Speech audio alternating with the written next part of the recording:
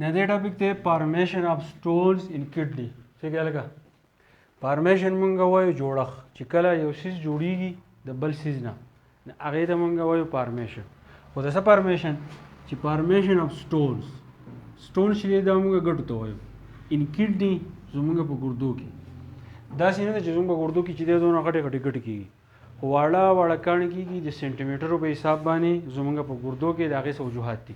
نو ټاپک دا دی چې زموږ په ګرده کې کمې ګیټۍ چې دي دا څنګه جوړېږي ټیک ده څه کوئ نو اونلی خبر دا ده چې کډنیز ډو ناټ ورک افیشینټلی چې کله په ګرده کې ګیټۍ جوړې شي نو ګرده چې دا هغه بیا صحیح کار نه کوي ولې نه کوي ګرده چې دا دغه څه کوي لکه دا ګرده ده په دې چې دا ګیټۍ چې دا ما لیکل دی کیلیسیل سټون کیلیسیل سټون مطلب دا دی چې کله موږ خوراک کوو زموږ په خوراک کې کیلشیم ډېر زیات سیوا شي لکه موږ پی څکو په پی کې چې ډېر زیات کیلشیم وي په مخه پی څکو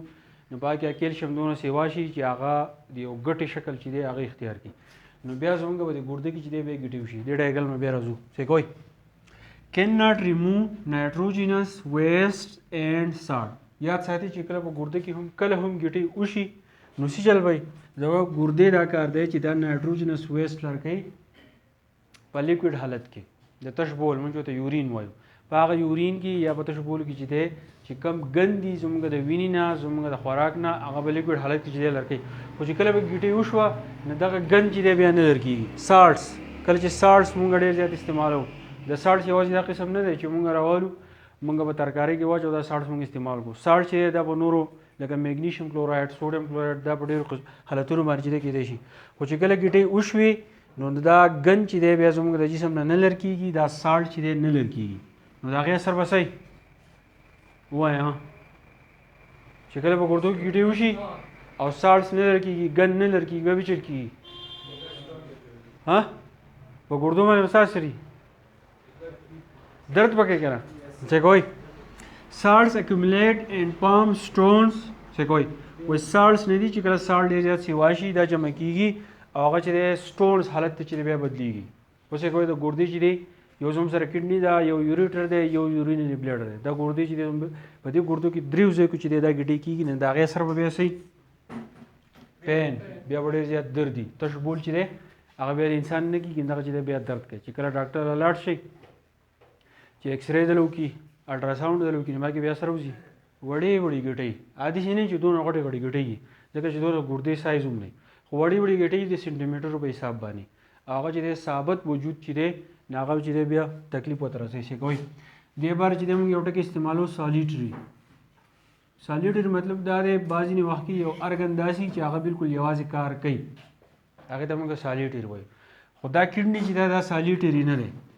د هغې وجه دا ده چې کله کډني کې په ګردو کې ګیټۍ وشوې نو باید کې تیزابیت سیوا شي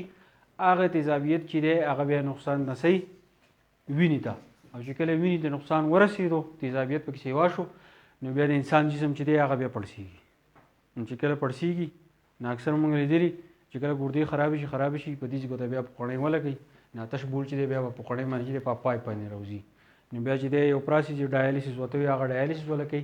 ډایالیسیس داسې پراسیس وي د ثابت بدن نه دا وینه وځي یو مشین ته ځي په هغه مشین کې صفا کېږي او په بل رګ ورته بیا راننوځي نو بیا کې بیا انسان یو څو ورځې ژوندی بیا چې دی مړ شي یو څه کوي ټریول ټو یوریټر اینډ یورینري بلیډر چې کله په ګردو کې ګیټۍ وشي ما تاسو ویل د ګردې نه لاندې یو پایپ شانتې یو شکل لغلی چې هغې ته یوریټر وایي او بیا د یوریټر نه لاندې یو بل د تیلې په شان سټرکچر وي چې هغې ته یورینري بلیډر وایي موږ ته متیاس پخوانی ورته هم ویلی شو نو دا بیا هغې ته راځي اوس دې ډایګرام ته څه کوي څه کوئ دا ګرده ده دا یوریټر دی دا یورینري بلیډر دی ټیک شو په دې ګرده کې فرض کړه دلته کې زموږ سره ګیټۍ شوي ده دلته کې ما لیکلی سټون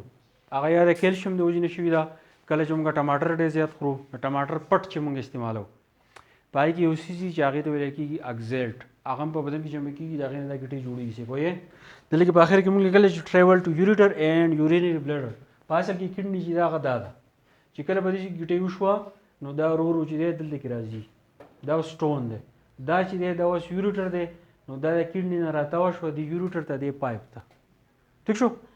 اوس په دې کې چې دا سټون شوی دی دا یورین په کته باندې راځي خو دلته کې دا سټون دی نو دا یورین په کته باندې نشي راتلی نو په دې باندې بیا درد دی ټیک شو دا ګټې چې دی بیا لاندې رااله یورینري بلیډر ته هغې ته چې دی مونږ میتیز پکړنې ته وایو نو تیلې په شان شکل داسې کوي ورته نو په دې کې د لیټرو په حساب باندې چې دی دا تش بولي ساریږي خو چې یوه ګټې پکې وشوه دا بیا نه وځي نو اثر به صحیح دا ځای بیا پړسېږي ټیک شو او چې پوخ علاج ونه شي نو اکثر پکې داسې کې انسان مري ځکه چې ګردې چې دا